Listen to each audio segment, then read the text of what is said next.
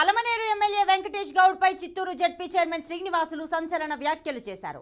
MLA Venkatesh Goud పై ప్రజల్లో వ్యతిరేకత ఉందన్నారు. గత కొద్ది రోజుల నుంచి మౌనంగా ఉంటున్న ఎమ్మెల్యే సీటు విషయంలో తాడో పేడో తేల్చుకునేందుకు సిద్ధమయ్యారు. ఈ నేపథ్యంలో వెంకటేష్ గౌడ్ కు చెక్ పెట్టేందుకు మంత్రి పెద్దిరెడ్డి జడ్పీ చైర్మన్ ను రంగంలోకి దింపారు.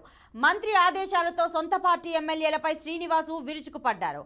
తాను పలమనేరు నుంచి పోటీలో దిగుతానని వైసీపీ అధిష్టానం తనను గుర్తించాలంటున్నారు శ్రీనివాసులు. పలమనేరు కాన్స్టిట్యూన్సీలో ఎవరు అభ్యర్థి అయినప్పటికీ వైఎస్ఆర్ కాంగ్రెస్ పార్టీకి పనిచేయాలని సిద్ధంగా ఉన్నాను. రాబోయేటువంటి శాసనసభ ఎన్నికల్లో పలమనేరు నియోజకవర్గంలో లేకపోయినా 100 మనిషి ఉన్నారు క్యాండిడేట్లు అని చెప్తున్నా. వైఎస్ఆర్ కాంగ్రెస్ పార్టీ విజయానికి పూర్తి స్థాయిలో కృషి చేస్తా. పార్టీ అవకాశం ఇస్తే పోటీ చేస్తారని కూడా చెప్తాను. పెద్దిరెడ్డి రామచంద్రారెడ్డి గారితో, జగన్మోహన్ రెడ్డి గారితో, భారతమ్మ గారితో మాట్లాడి రాజకీయ జీవితాన్ని ఇచ్చింది నేను.